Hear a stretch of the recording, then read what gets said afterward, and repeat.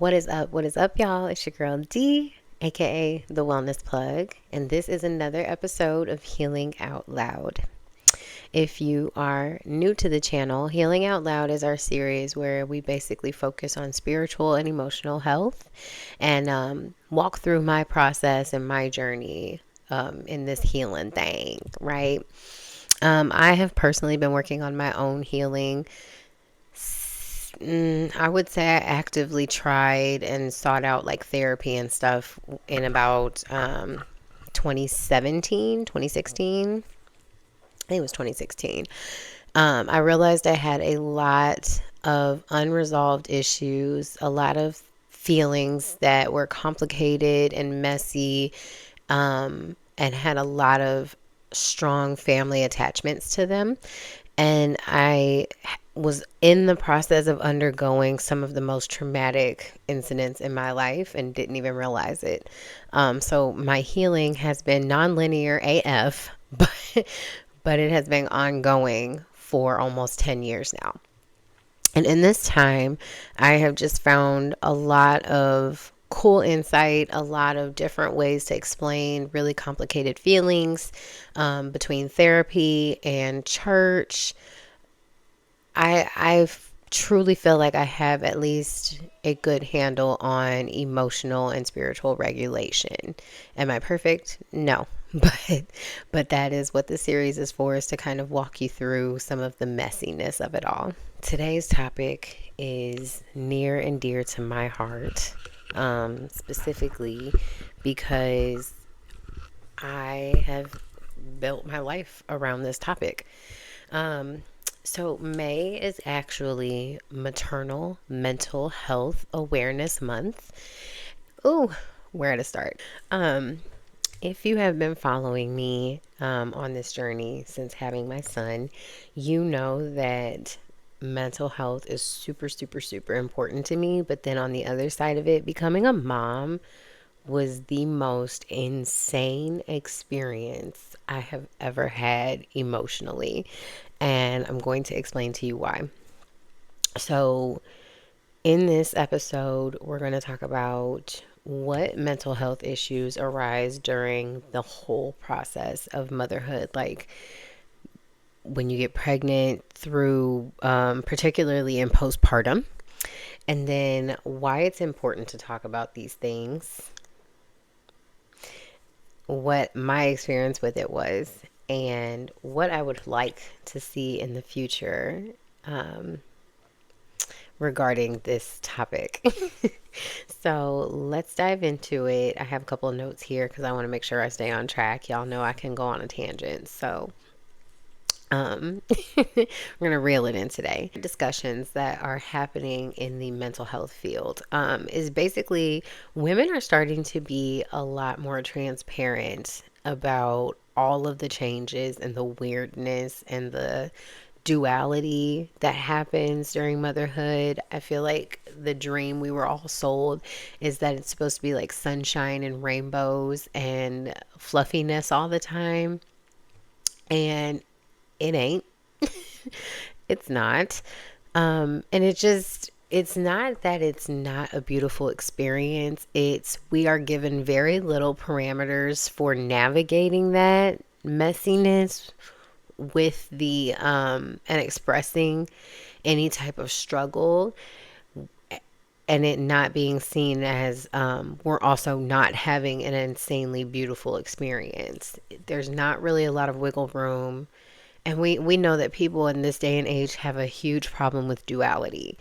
I have found myself reminding people quite often that two things can be true at the same time. I can be completely in love with my child and enjoy being a mom and be so happy and content with my situation, but also be frustrated with it, and also be frustrated with how it looks, and be frustrated with limitations, and be annoyed that people have been having children for years, yet we still have issues that are unresolved.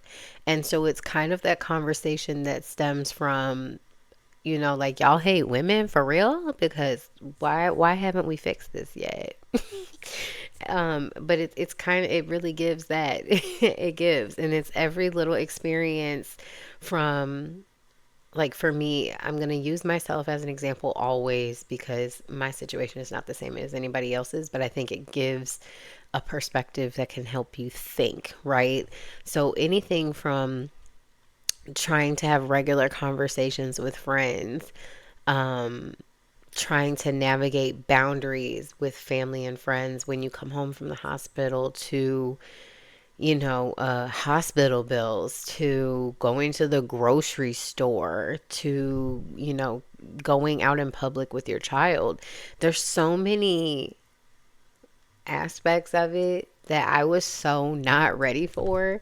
And I think that's because so many people were not talking about the things and the feels. And the less we talk about it, the less research and the less solutions can be made, and the less other people will understand what we're going through. So I'm really enjoying the side of TikTok and Instagram that is being more transparent about what real motherhood feels like.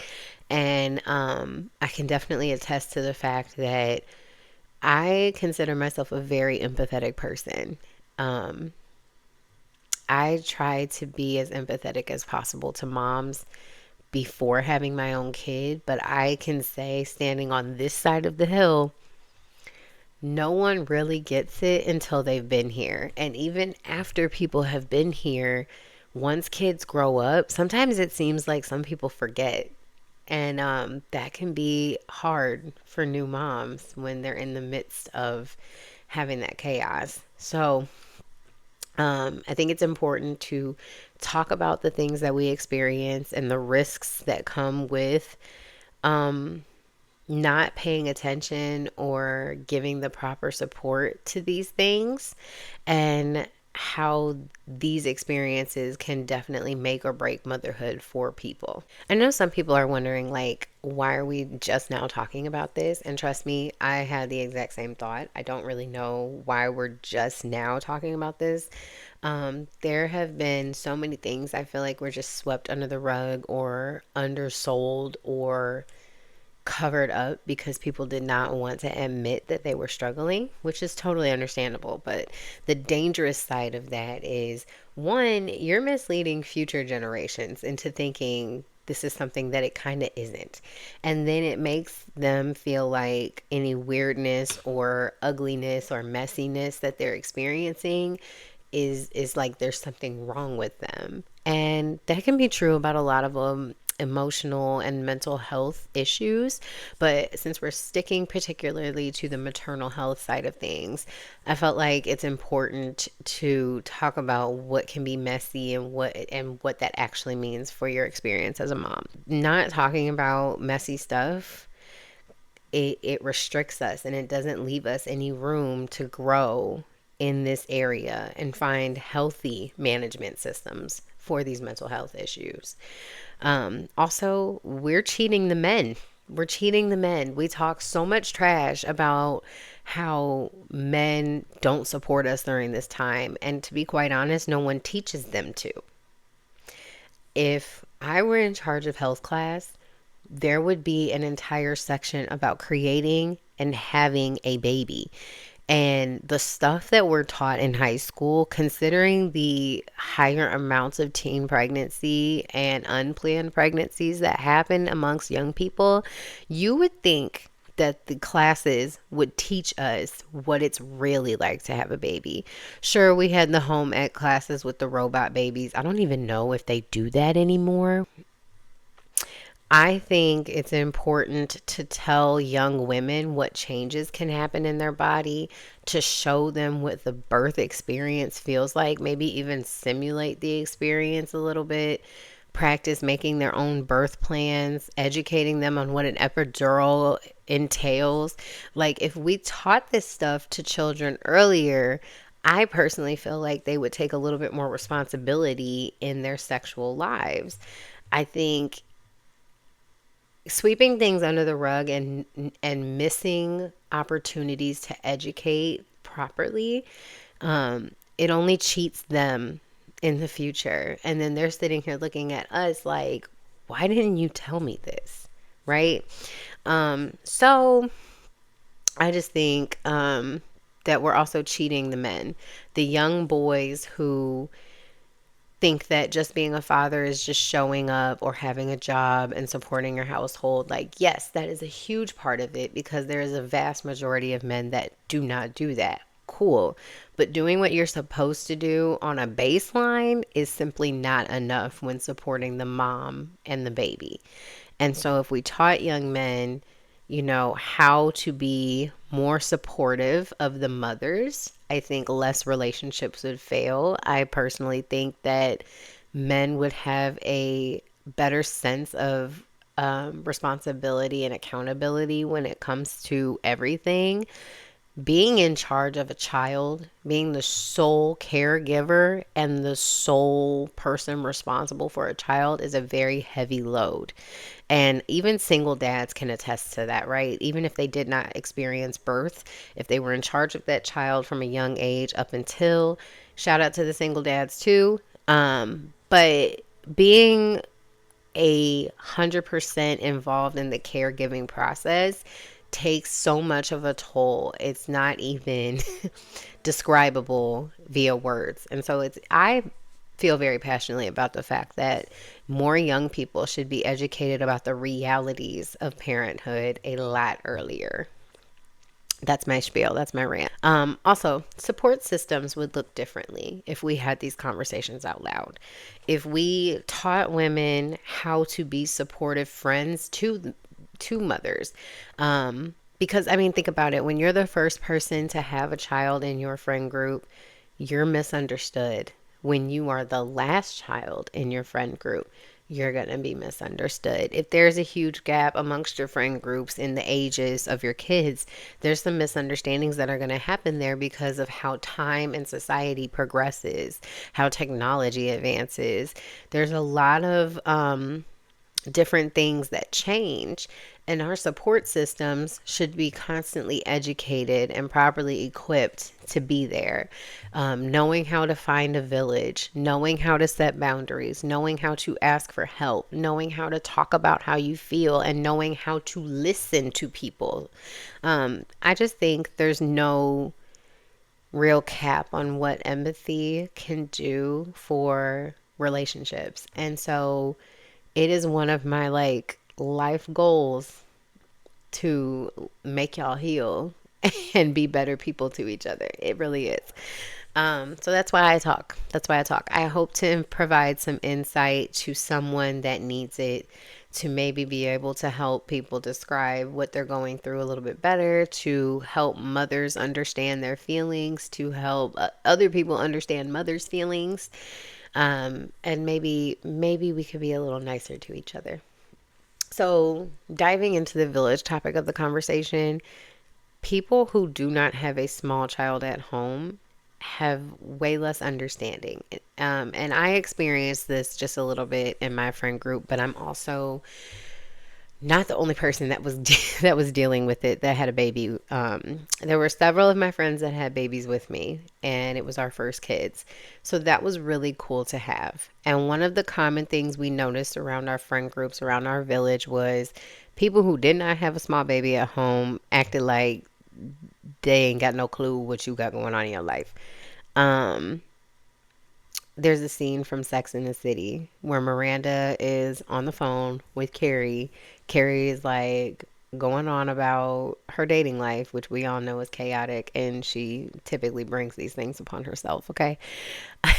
And Miranda is literally struggling with nursing. She is a single mom. She is a lawyer, so she's got like structure. She was like the uppity, uptight, micromanagey, like control freak friend in the friend group, right? And having a baby completely shakes all of that. If you are that type of person and you've had a kid, you know exactly what I'm talking about. If you like to do things the way you like to do them, when you want to do them, the way you like to get it done in that time, babies will shake up your whole situation. Babies will shake up your whole situation. And as a new mom, You want to be a good mom, but you also have a hard time letting your old self go. And Carrie was just not showing the understanding that Miranda, matter of fact, Samantha actually was the one that portrayed that type of response to a new mom. Like, that ain't my kid. I ain't got to worry about it. But it actually comes off as very unsupportive. And so Miranda's like at her wits' end. The baby's crying. She's frustrated. And then she's trying to listen Carrie talking on the phone. And she eventually snaps on Carrie. She's like, Carrie, I have a crying baby. I can't do this. And I have definitely been there with people. I specifically remember an incident with one of my friendships that did not survive my first child. This relationship did not survive my postpartum situation. It was literally a couple weeks after I brought the baby home, and we got into this argument because she was trying to say that I was not explaining to her what was going on. I had just brought the baby home. I didn't quite understand the feelings that I had either. So telling her was extremely hard. I can only give her what I have. I was on a different sleep schedule than what I normally was. And she was sending packages to the door. And I was overwhelmed by the amount of packages coming to the door because at this point the baby was already here. In my head, it was about the lack of understanding because she was also a mom. In her head, she thought I was being completely unreasonable. And I can see how two things could be true, valid, in a very valid way to both parties. I was just extremely frustrated with her as a friend because it was like, my baby's been here cooking for 9 months. These packages could have been sent beforehand. And I was just frustrated. I was frustrated that I didn't feel like there was a lot of understanding or empathy towards this extreme life change that I was dealing with. And this was the type of friend that I normally would sit on the phone for hours with and go on and on about, like, this is how I feel, this is what I think about this, and blah, blah, blah, blah. And I didn't have that. I didn't have it. I was tired. I was on a new sleep schedule. And that is just this indescribable transition that I can't even begin to explain. And I think there's a huge difference with people who had kids when they were teenagers versus people who waited till their 30s to have kids. I think that's also its own different layer of experiences, depending on what you went through in both scenarios. I think there's a huge difference in if people had kids 15 years ago versus now. There's a lot of leeway that's been made with like the baby gadgets and even like the grandmas, right? I go on and on about my baby gads, and my mother-in-law is super, super funny when I show her all the different stuff that I've bought. Like the real topic of conversation lately with amongst my entire village was the baby Brezza, my go-to number one favorite gadget, dad approved as well. It cuts down on so much of that we don't get any sleep routine. It's basically a baby Keurig, okay? That's what I've been calling it. It's a machine that pre-warms, pre-measures, it mixes the formula up. You basically put the bottle there, push the buttons, and it makes your bottle. It cuts the entire feeding at nighttime process down. I mean, it cuts the feeding process down, period. But at nighttime, especially, it makes the hugest difference. I know a family that had their first kid in the last couple of years with me as well. They have two. They have one upstairs and one downstairs. And I'm like, you better go on with your bad self because the baby Keurig, okay? Baby Brezza is my number one gadget. And I remember like all of the OG moms in my village were so jealous. They were like, where was this at when we had kids? And I'm like, I know, right? Because I do. I remember my mom making formula in these little baggies that look like condoms. And there was like these little plastic bags. She put the formula in and she put the water in, and I guess that made it easier to shake up. I don't remember honestly the mechanics of it all, but I do remember that, some people had to heat up a pot on the stove. I know that there's a lot of different ways that people have gone through formula, and I will say the baby breath made my life so much easier. Um, but um, there are also big differences in like people whose kids are all the way grown. Sometimes they forget. Sometimes I really think they forget. People want you to go back to being social, and or even just maybe it's just that their experience wasn't the same as yours either. And I can totally allow for that as well. My thing is there's this period that women go through where people will want them to go back to being social. And I know one thing that is like a pet peeve in my friend group is, oh, just bring the baby. What? Okay. Now, I do get the point. I also recognize that a lot of people that make these statements either don't have kids, or when they had kids, they just had um, this temperature in their environment that said like, nah, you a mom, you gotta bring the baby. Like you gonna have to bring the baby. And while I get that side of it, um, this line is often also used to invite mothers with small little infant babies to like bars or restaurants or environments that are not kid friendly, and therefore require her to try to listen to you and your cocktail problems while she's trying to mother. And there's the whole getting interrupted by your kids. There's the boob coming out. There's the trying to focus on, nap time or burping the baby or whatever happens. There's this mental load that does not go away. And it is extremely hard to explain to people that they don't have it to be what you want them to be in this situation. Um, And this is why moms have mom friends. This is why play dates exist. This is why, like, I don't know if you guys have heard of play cafes. Play cafes are great because they allow mom time to sit on her laptop, drink matcha, coffee, lattes, and the kids have snacks and yogurt and things that they have there. And there are literally just PlayStations everywhere.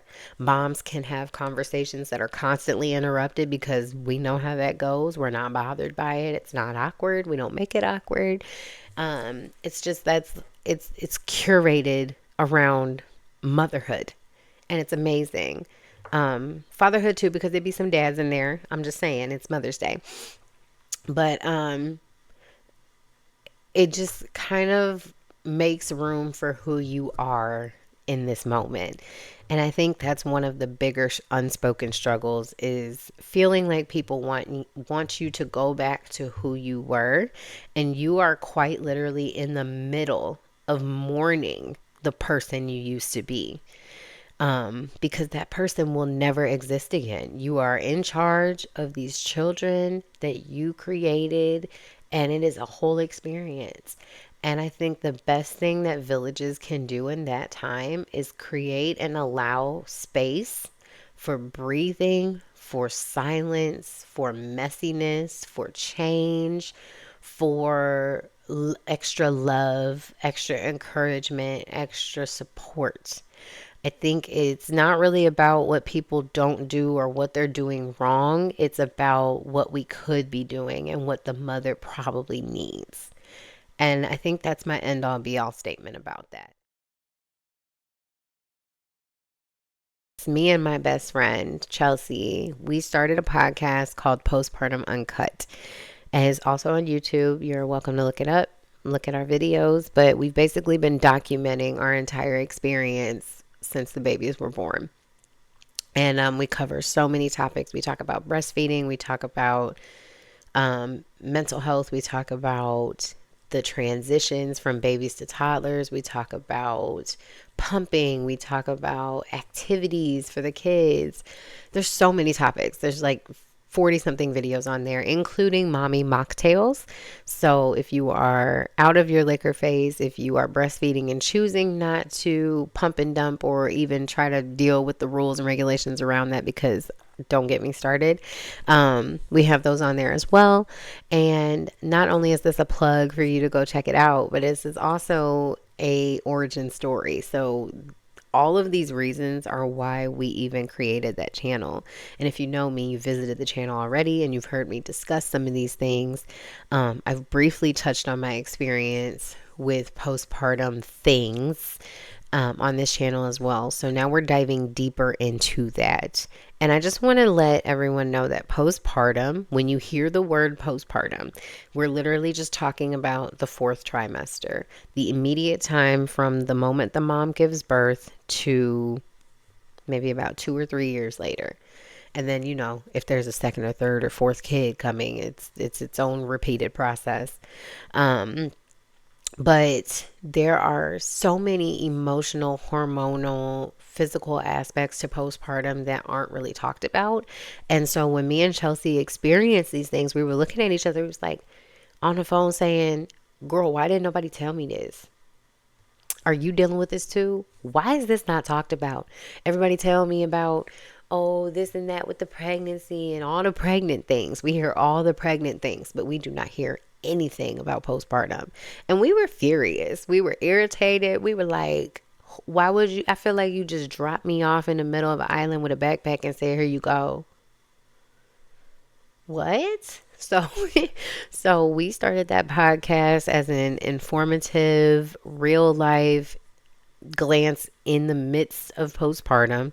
And over time, as we started, our hormones started settling, as we started building confidence in our parenting skills and our bonds with our babies, we started to realize and look back and say, like, oh, okay. And I experienced quite a bit of mental health changes when I was like a good year and a half into this thing. But I do want to start off with baby blues versus postpartum depression. The postpartum period does not necessarily mean that someone has postpartum depression. So if you hear someone saying they're going through postpartum, they're simply in the postpartum period. But baby blues versus postpartum depression. Baby blues is just the adjustment period that, we might be a little down, disheartened, a little disappointed, maybe still grieving our old selves, maybe just kind of meh and blah and detached because everything is so overwhelming. And it only lasts for like a short period of time. It doesn't mean we go back to being super happy and chipper. It just means that we're able to function. Postpartum depression is literally just like regular depression, where, first of all, it affects a good 20% of women after they give birth. That's hellas, okay? That's hella women. But the numbers are particularly higher amongst the Black community, which should come to no surprise there if you know anything about how the health care system works in this country and how things have been working over time. Black women are subjected to so many health complications, and part of it is just because they're not heard or listened to, sadly enough. And then, so when we bring up postpartum depression, the women in general that it affects, they typically tend to hide that they're not okay. So it may look like women are functioning because they have to take care of their kids, because they have to keep moving forward.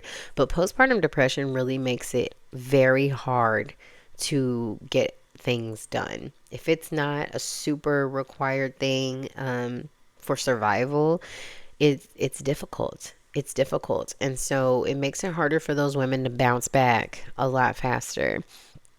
Um, so a lot of people ask why postpartum depression is a thing.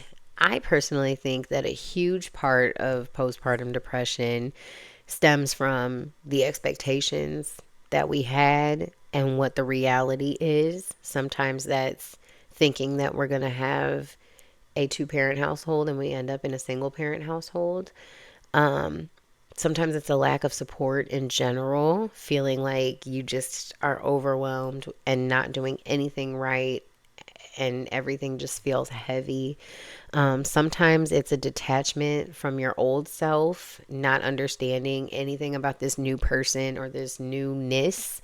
And then, like, your old routines and your old existence, just kind of like you can't seem to find an adjustment. And that's just my personal take on it from my experience and my experience with my friends. It's just this moment of a lack of ability to adjust and mentally being stuck in this cloud of sadness, essentially, is how I probably describe postpartum depression. A lot of women will dismiss these feelings and pretend they're okay because that's what we be doing. We be like, gotta keep it pushing, can't stop the show. But it is very important to seek help when you realize that you have these issues. And I do realize how difficult it is to find help. And this is where I go on my rant about finding safe spaces and having a strong village behind you, because I had a whole issue with the doctor's office, okay? Because one of the things that women worry about during postpartum, this is a real thing. I'm not saying all women do it, but there is this like fear that if you admit that you're struggling, you will think that people will try to take your baby from you. And they give you these, you have one meeting, or maybe two, whatever, depending on your situation. You have a couple of meetings with your OB about postpartum and like how you're doing, how you're healing, and blah blah blah. And you have opportunities to discuss these things with them there. But if it doesn't hit you right away, that can be a downfall.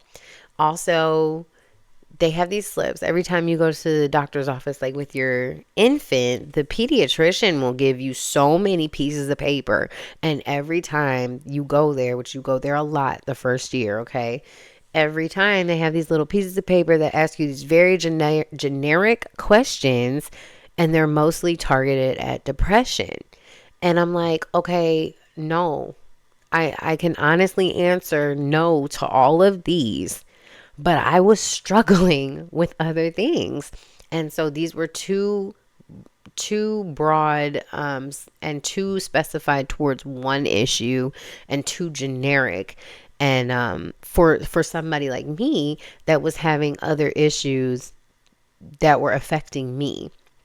My child was healthy, he was doing great, but there were so many things that I was dealing with mentally that did not fall under this paper. And I was terrified if I did try to bring them up, they'd think, oh, she's not right. We're going to have to look into that. And a lot of women have this fear, y'all. And even saying it out loud to you today, I feel like, girl, are you going to edit that out? But I'm not. I'm not going to edit it out because it's a real feeling. And a lot of people have this feeling. We watch so many movies and so many shows, and then there are real people who have had their children taken from them. And it is really sad and is really scary. And once you get here, you're like, oh my God, how could they? I wish somebody would. You know what I mean? Oh, I don't even want to go on that topic too far, but that is a real fear. I had a friend. I had a friend that took a very long time to admit that she had postpartum depression. And I think I noticed it, but I also just did not. I gave that person way too much credit, and I did not know how to push to get the answer I needed without pushing too far and making her feel judged, or I don't know. I just didn't want to make her feel no type of way and then not want to talk to me. I figured if she was at least talking to me, then it would be at least a little bit helpful and I could at least try to understand. But she finally admitted to me, she said, yeah, I had depression. And I think I'm like just now starting to get out of it, but I still have it. And I'm like, I think I knew that, but I didn't really know how to deal with it. And so this is exactly what I'm talking about. We should know how to support each other, even as women. It should be taught in health class. It should be talked about. It should not be considered this taboo subject that leaves us in the dark. All it does is leave us ill-equipped to help each other and get through it. Something else that I dealt with, something I personally dealt with, was postpartum anxiety and postpartum OCD. And I literally just figured out that I had postpartum OCD like 4 days ago, okay? Because I didn't even realize that that was a thing. But postpartum anxiety involves constant worrying, intrusive thoughts, cannot sit down, like have to stay busy. And you can catch some of these moments in the podcast from season 1 when I had just had him. I was like, oh, I have so much time. I'm going to clean my house. And it's like, sit down. Sit down with the baby. You just had a baby. And I'm telling myself, like, oh, no, it's fine. My birth was fine. There's so many people that had it way worse. I should be doing this. I should be doing that. I should be doing this. And it's like, why aren't you allowed to sit down? Why? Why aren't you allowed to just rest? And so this called attention to a lot of issues that I had before having my baby that I did not quite deal with. And it made me reevaluate how I value myself and how I thought other people valued me, which was how much I got done. My partner was extremely supportive. Thank you. Shout out to my husband. Thank you. Thank you. He was so supportive. I had mentally prepared him and said, look, I heard about postpartum being like a real, it's a tornado, I've heard. So we gonna have to lock and load and get ready because I might act cuckoo bird. And he was like, you mean more than usual? Okay, cool. I got it. It's fine. And it was a navigating, like we had constant communication. He listened to all of my feelings. He was so supportive. All he did was listen and try to fix, or listen and try to support me. If it was just, do you need a hug? If it was, do you need me to go get dinner? It was, oh, it was so crucial in how I dealt with these issues. And I think I'm starting to realize even more how much I appreciate his help during that time, because on the OCD side of it, it is constant reassurance being needed. I was constantly checking the baby to make sure nothing was wrong. There's these terrible, intrusive thoughts that happen where you're just worried. And if you think, oh, if I just do this, or if I make sure this is done, then I won't have to worry about this. Or you're just worried about every little thing because this tiny little human, God trusted you to take care of it. And it's like, you are fully capable, but you feel so inadequate sometimes. Sometimes you feel ill-equipped, and sometimes you feel lonely. And so this topic is so important to me because it is so, so vital to be there for the women, for the moms in your lives. It is so vital for a mom to have support. I have seen women that don't have support, and it literally can break them down. And shout out to the village, okay? Shout out to the village, because between my husband and my mother-in-law and my church family, which is our family, if you know, we've talked about this, right?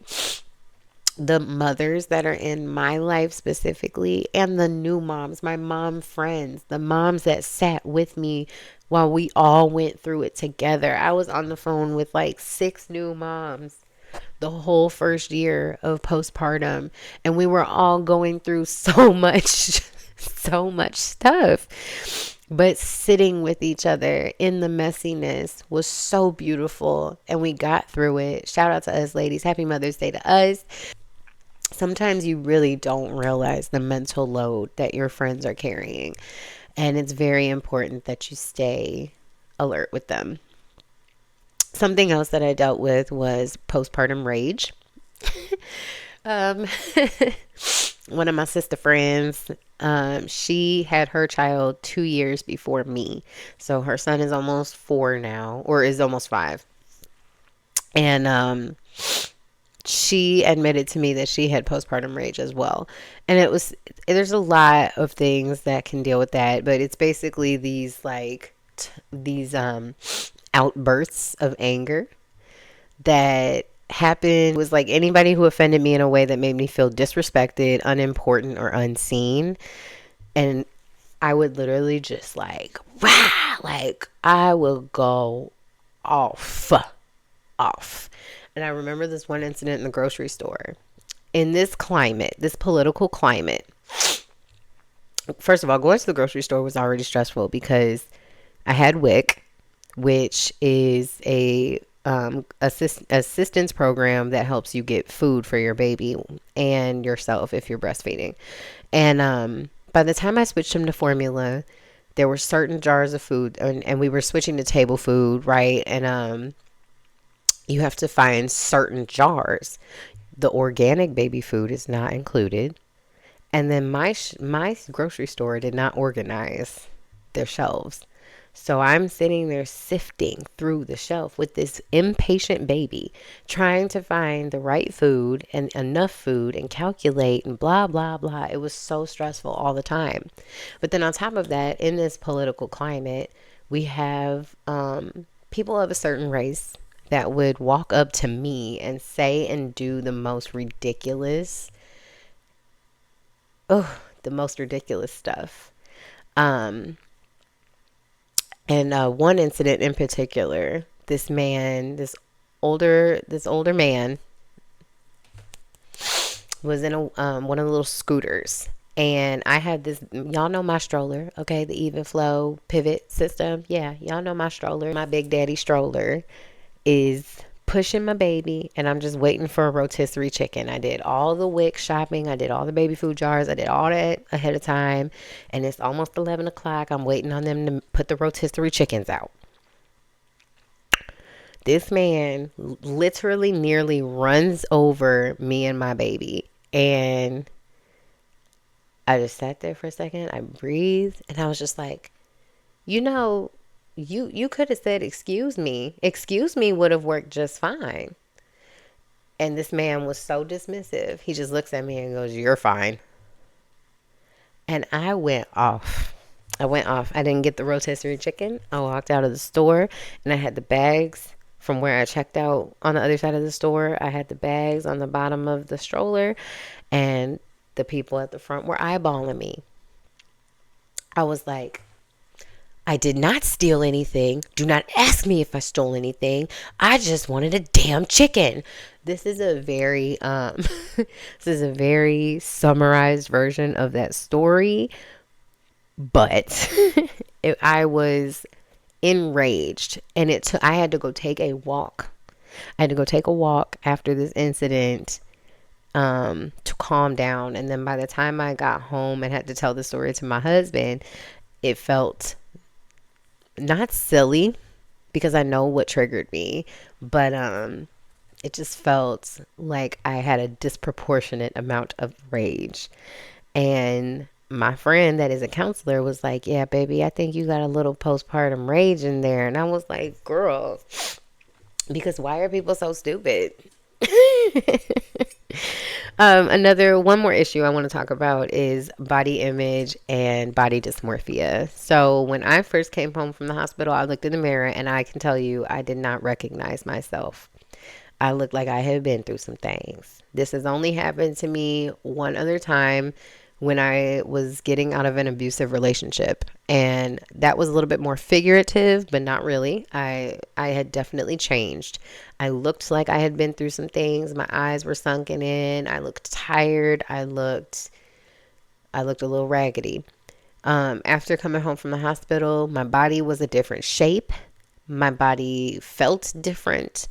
Um, Even my face was like fat, but not in the old fat self way. Cause we know we talked about how I've lost and gained weight so many times, right?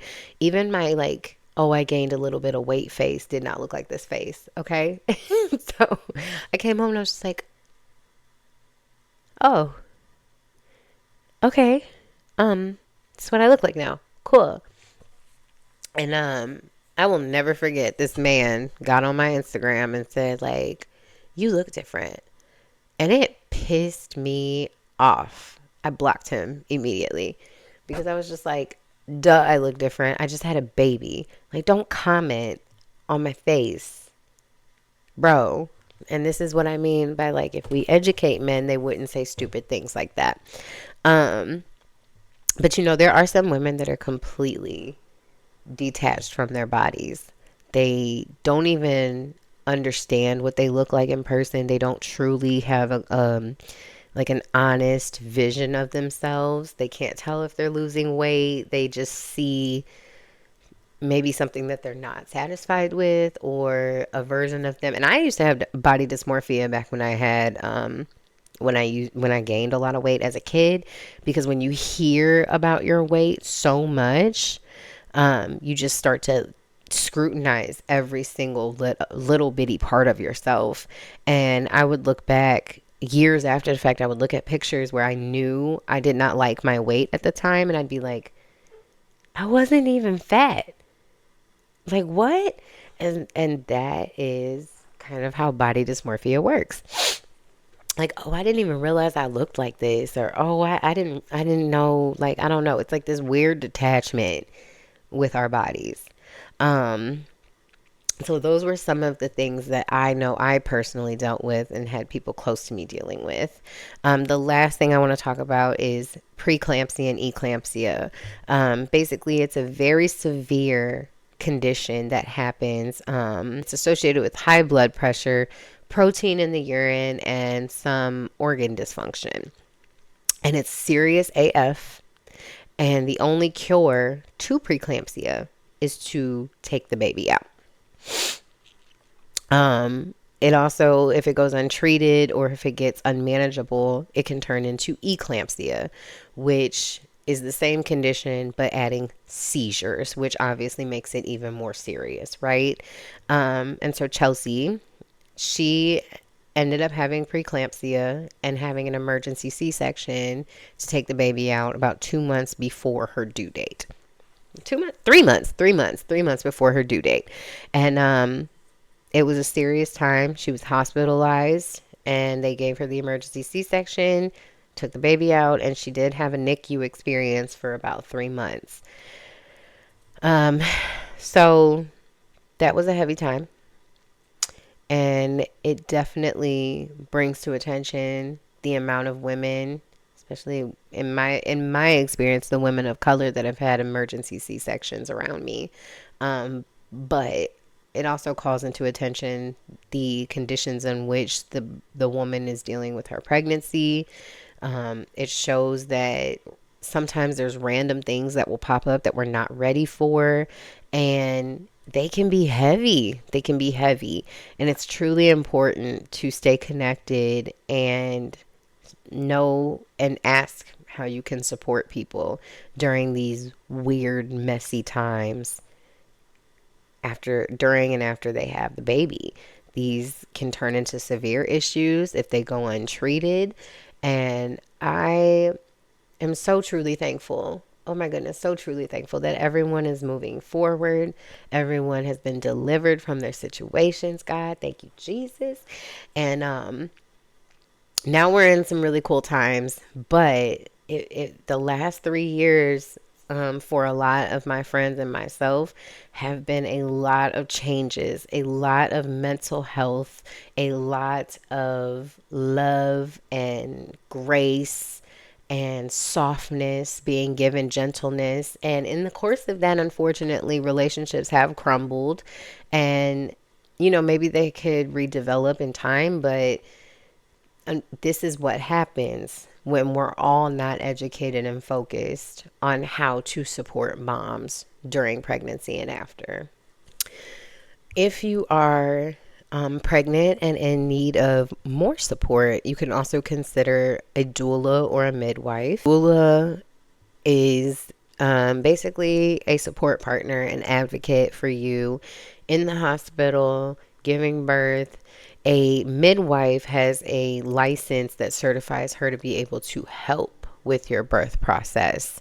So, these are people, typically women, and I have a few people in my circle, my outer circle, my social media friends, and I've known a few people now that are actually aware of this crisis and the lack of advocacy, especially for Black women, that are going to be certified in doula and midwifeness now.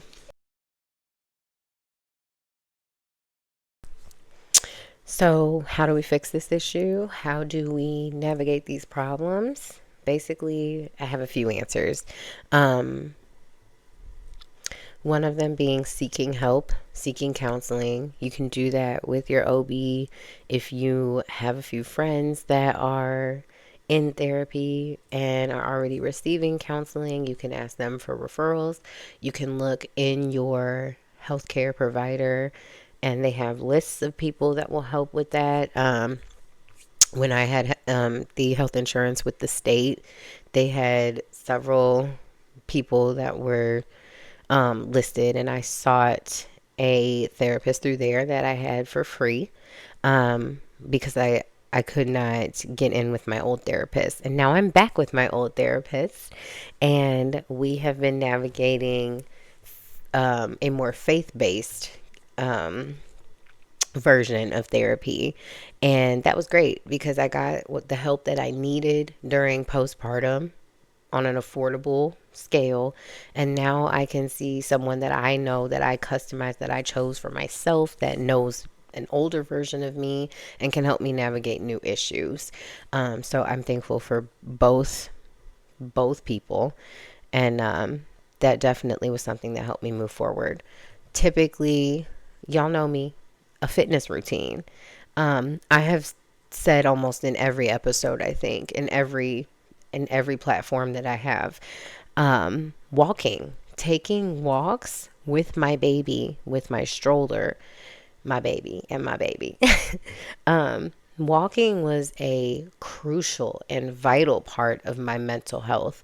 It was my opportunity to get fresh air, get out of the house, get sunlight on my face, and obviously the extra sensory for the boy, right?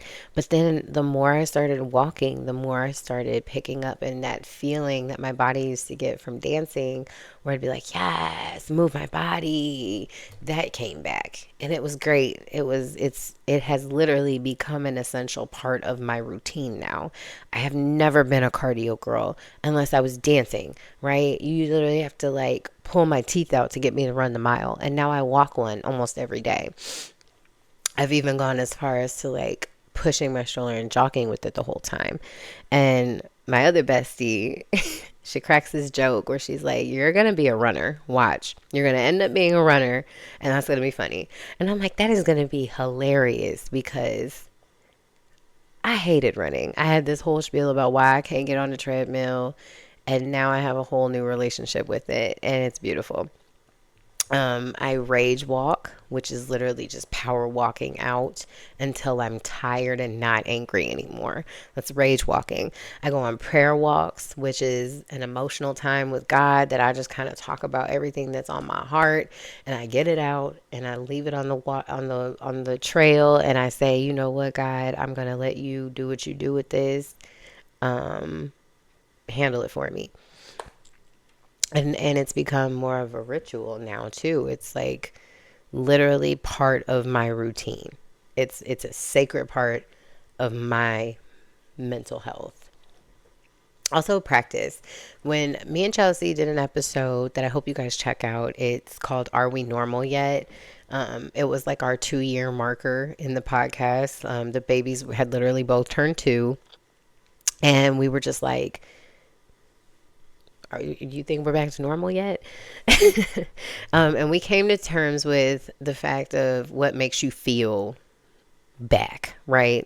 It's one, practice and gaining confidence in your ability to be a mom, but then two, also acceptance of your situation. And both of those things can be very hard to do. They can both be difficult to navigate depending on your circumstances, unforeseen misfortune, all kinds of things can happen in 2 years, right? So just a little reminder, mom to mom, that none of us know what we're doing and we will never have all the answers.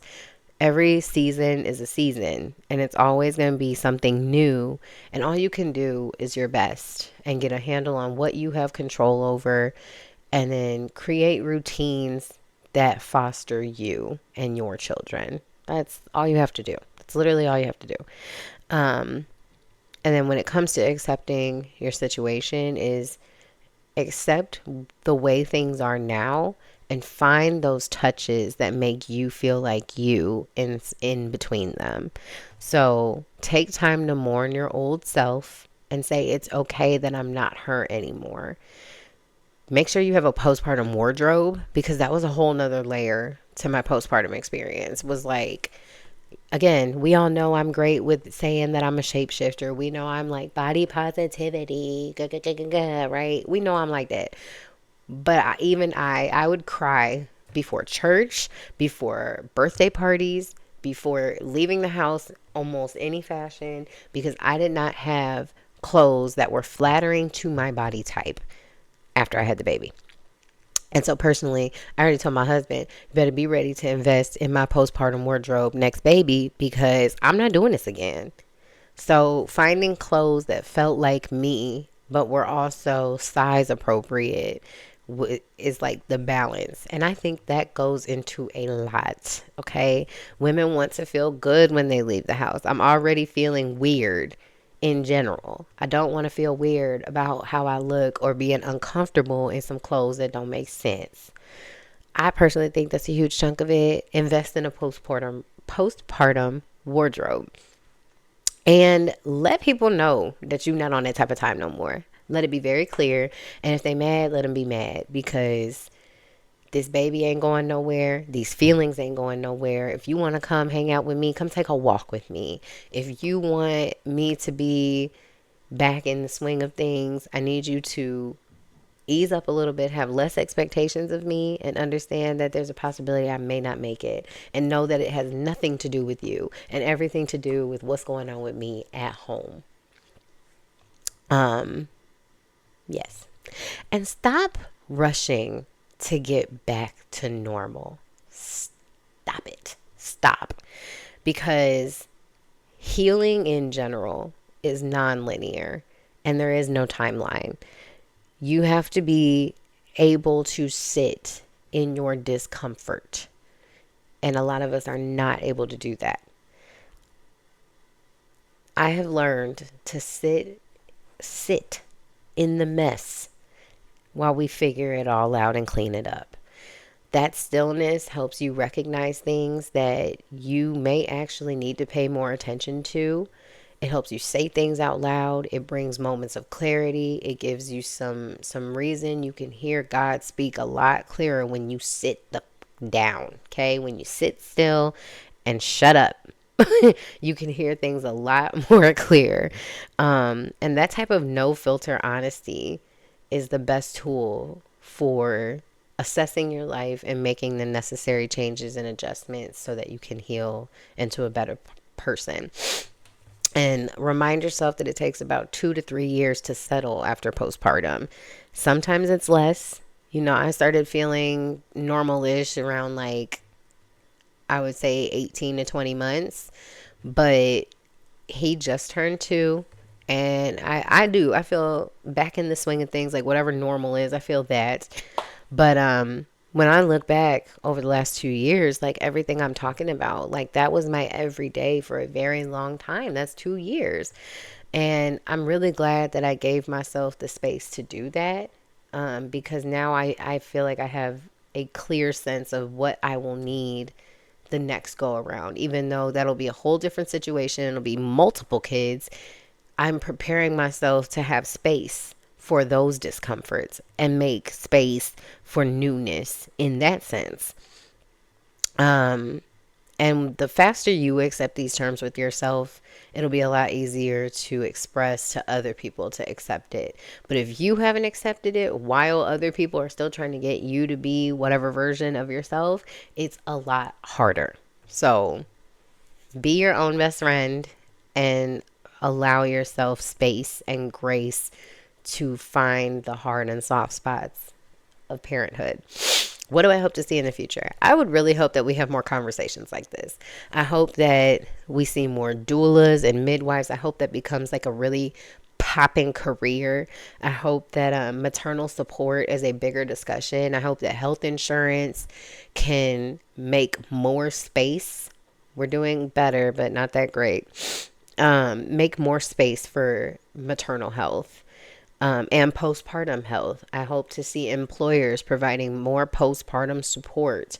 I hope to see more men involved in the maternity, in the pregnancy and postpartum process. I want to see men and families be more educated, mothers be more educated about what happens with their bodies so that they're better prepared mentally. And I would love to see more people seeking mental health care before having kids. Those are all things. And yeah, and I could go on rants for all of those all over again. But I have to plug. So, last things. If you are pregnant, and particularly if you are a Black woman and pregnant, this is a great book for you. I was suggested this book by my sister when she was pregnant with her child, and it's called Oh Sis, You're Pregnant. The Ultimate Guide to Black Pregnancy and Motherhood by Shanicia Boswell. And I got this off of Amazon. This is not a plug for Amazon. This is a plug for Shanicia. Okay? Okay. But this book was helpful for sure. I'm not going to lie to you. I did not use it while I was pregnant, but I definitely was so deep in this mug afterwards.